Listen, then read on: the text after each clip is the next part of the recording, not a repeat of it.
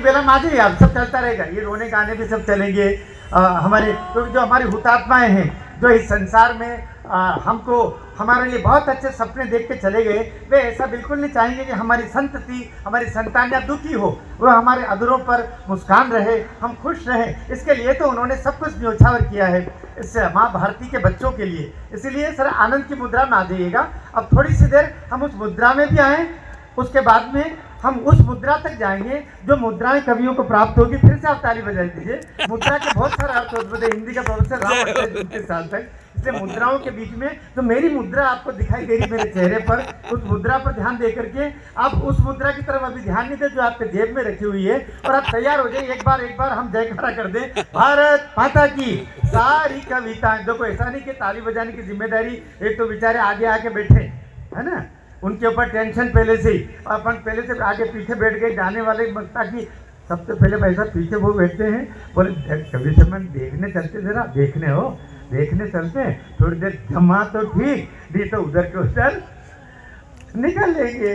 फिर 2-3 शादियाँ भी निपटानी है भी, और कुछ लोग ऐसे भी शादी निपटा के आएंगे, कुछ यहाँ से जाएंगे शादी निपटा करके, और फिर वापस मुकेश मोलवा जी का नंबर आएगा तब तक फिर आ जाएंगे।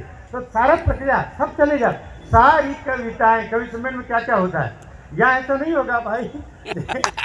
तो मैं बिल्कुल 550 किलोमीटर की क्या आशु भैया 550 किलोमीटर की कार यात्रा करके आया हूँ। मैं बेकार हो चुका हूँ, इतना थक चुका हूँ, इसलिए मैं पहले विनोद चाहता हूँ, आनंद चाहता हूँ। आप भी उस मुद्रा में आइए और 4 पंक्तियों में पहले साथ दीजिए। वो बच्चे को संभाल के रखना, बच्चे ने माँ के कंधे पे हाथ रखा, ये आजकल के बच्चे हैं। देखिए आप, सारी कविताएं जिसके सर से गुजर जाए, पहले तो ऐसे मति मंद को प्रणाम है। 4 प्रणाम देते हैं, यहाँ भगवान ने करे कोई हो ऐसा। सारी कविताएं जिसके सर से गुजर जाए, पहले तो ऐसे मति मंद को प्रणाम, ये तेरी जगह नहीं ये मेरी जगह, उठ श्रोताओं के ऐसे मीठे द्वंद को प्रणाम है। तो कवि सम्मेलन के बहाने मिल लेते यहाँ, प्रेमियों के ऐसे अनुबंध को प्रणाम है। और बच्चों को यहाँ पे भेज, खुद घर रुक गए, ऐसे माई बापों के आनंद को प्रणाम। तो ये किस्म के लोग हैं, यहाँ ऐसे नहीं होंगे, और यहाँ तो बहुत परिवार से भी बच्चे आए हैं, लेकिन बहुत जगह हम किस्म के लोग, हम तो क्या भाई साहब यूनिवर्सिटी में भी जाते हैं। मैं तो दुनिया के 16 देशों में बाहर भी गया हूँ, 2 बार लाल किले पर भी कविता पाठ पढ़ा है। मैं लाल किले पर भी जाने के साथ में हमारे देश के पार्लियामेंट में मेरा सम्मान और कविता पाठ हुआ है। ये इसलिए नहीं बोल रहा हूँ मैं कि मेरे लिए ताली बजवाना चाह रहा हूँ, मैं तो खाली जानकारी देना चाह रहा हूँ कि ऐसे सारे लोग हैं, और मेरे से तो और ज़्यादा विद्वान जन बैठे हुए हैं, इसलिए विद्वानों की ये बेला है। और इसलिए जब भी आपको अच्छी बात लगे, आप ताली बजाने में कंजूसी इसलिए नहीं करें क्योंकि ईश्वर ने केवल मनुष्य को ये समझने का विशेष दिया है, जब कलाबंद का कुछ विशेष हो रही हो तो वहाँ पर अपनी आंगिक क्रियाएं ऐसी हो जाए कि हम सहज उस अवस्था तक पहुँचे जहाँ पर हमारी प्रतिक्रिया आती है। कहते ना कि जब कलावंत होता है, कला जब कोई प्रस्तुत करता है तो वहाँ कुछ भिक्षुक बैठा होता है, या राजा बैठा होता है, रानी बैठी होती है, सेनापति बैठा होता है। ये हमारे ये की कविता है कि जिसमें सामने बैठा हुआ राजा, रानी, भिक्षुक, प्रजा ये भूल जाते हैं कि हम क्या हैं, केवल कला में खो जाते हैं और वो तालियां बजाना शुरू कर देते हैं। ये कला की शक्ति हुआ करती है। इसलिए मैं चाहता हूँ कि इस बेला में जब तात्या टोपे का स्मरण कर रहे हैं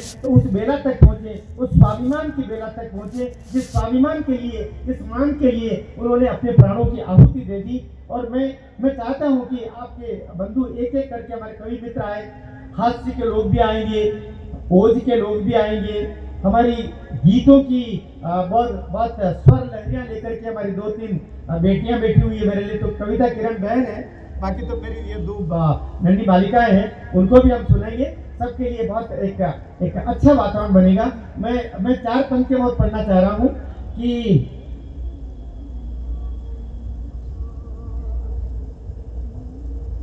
पांचों पकवान, क्योंकि तात्या टोपी की स्मृति में आयोजन है। थोड़ा सा एक आपके स्वाभिमान को जगाता हूँ, एक कवि को आपके बीच में भेजना चाह रहा हूँ। मैं भी प्रयोग कर रहा हूँ, मैं प्रयोग घर भी कवि हूँ, 1600 कवि सम्मेलन आप तक पढ़े होंगे और विभिन्न प्रयोग मेरे द्वारा भी हुए होंगे। इसमें ये प्रयोग मेरा सफल रहा है जहाँ कहीं वैचारिक आधार पर कोई आयोजन होते हैं। 4 पंक्तियों का युग्म लेकर के मैं इसकी एक कवि के लिए भूमिका बनाना चाह रहा हूँ कि 5 पकवान छूट जाए कोई बात नहीं, पास में सदैव गुड़ धानी याद रखना। साथ देना मेरा, मैं प्रयोग कर रहा हूँ, आप भी प्रयोग कीजिए और कभी लोग आप भी प्रयोग करें साथ साथ। 5 पकवान छूट जाए कोई बात नहीं, पास में सदैव गुड़ धानी याद रखना। भामाशाह आए कोई आए कि न आए पर, आंख में सदैव निज पानी याद रखना। आंख को नगर नाक को रगड़ अकबर हार हार गया, आपको पढ़ाया जाता है अकबर महान, आपको पढ़ाया जाता है राणा प्रताप महान।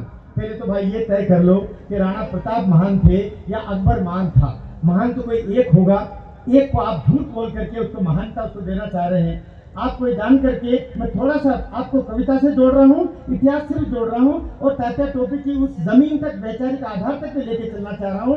राणा प्रताप और अकबर कभी आमना सामना इनका नहीं हुआ, इतना भयभीत रहता था राणा प्रताप के नाम से अकबर।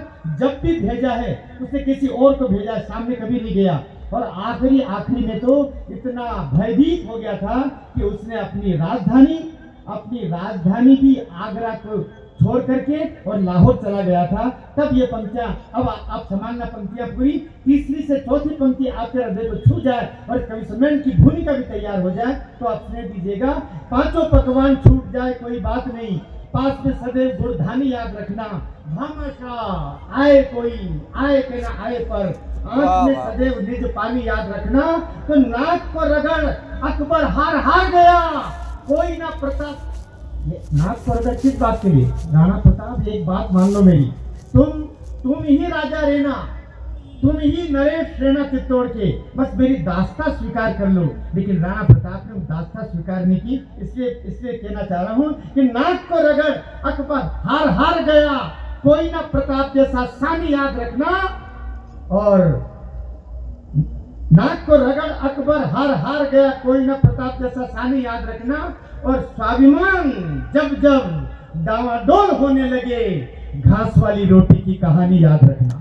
वाह वाह वाह, बहुत बढ़िया। स्वाभिमान जब जब डावाडोल होने लगे, घास वाली रोटी की कहानी याद रखना। एक ऐसा कवि मेरे पास बैठा हुआ है, एक किनारे पर बैठा हुआ है, जो ओज का कवि है। वो गीत में ओज पढ़ता है, गीत में व्यंग पढ़ता है, गीत में देश की स्थितियों को आपके सामने चित्रित कर देता है। अद्भुत कवि है, लेकिन सरलता से उसकी कविता की विशेषता भी है। आप जोरदार तालियां बजाइए। मैं प्रयोग करना चाह रहा हूँ, फिर विरोध भी करेंगे, ठाके भी लगेंगे, लेकिन इसके आधार भूमि में एक ऐसी कविता हो जाए जिससे तात्या टोपी के हुतात्मा जो कहीं पर आसमान में वितरण कर रही होगी, उनको लगना चाहिए कि मेरे स्मरण पर जो आयोजन हो रहा है वहां पर सार्थक कविताओं से आयोजन की शुरुआत हुई। ऊपर हाथ करें और जोरदार तालियों से दिनेश शागरी का स्वागत करें। वाह वाह, बहुत धन्यवाद। मंच को प्रणाम करता हूँ। मुकेश मोलवा जी की उपस्थिति है, दीदियों की उपस्थिति है, हमारे आशुतोष भैया, सबकी उपस्थिति, आप सबकी उपस्थिति को प्रणाम करते हुए, मुझे मालूम है मंचों की शुरुआत हासिल लेके कभी से होती है, पर आज जिस विलक्षण व्यक्तित्व और अमर शहीद के श्री चरणों में आप अपने श्रद्धा सुमन अर्पित करने आए हैं, उस उपलक्ष्य में ये कवि सम्मेलन है। मैं राष्ट्र वंदना में एक प्यारे से गीत से आज के कार्यक्रम का शुभारंभ करना चाहूंगा। वाह दिनेश भाई। और उसकी भूमिका में 2-4 मुक्तक दूंगा। तरुण सागर जी महाराज ने कहा था कि प्रार्थना नहीं, प्रार्थना के साथ प्रयत्नों की भी आवश्यकता है। इससे भाई भैया इसे कुछ करो ना यार, ठीक नहीं लग रहा। हाँ वैसे ठीक है, वैसे दिनेश भाई ठीक है। तरुण सागर जी ने कहा था कि प्रयत्न के साथ प्रयासों की आवश्यकता भी है, और हम कहीं ना कहीं प्रयासों में पीछे रहते हैं। प्रार्थना तो हम प्रभु से बहुत करते हैं। हमारे इन्हीं शहीदों ने जिनके जौहर से भारत का निखरा रूप सुनहरा है, जिनके जौहर से भारत का निखरा रूप सुनहरा है, जिनके कारण सदियों की रातों को मिला सवेरा है, मन करता उनके चरणों की रज को सिरोधार करें। जिनने प्राण वतन को सौंपे आओ उनकी बात करें, जिनने प्राण वतन को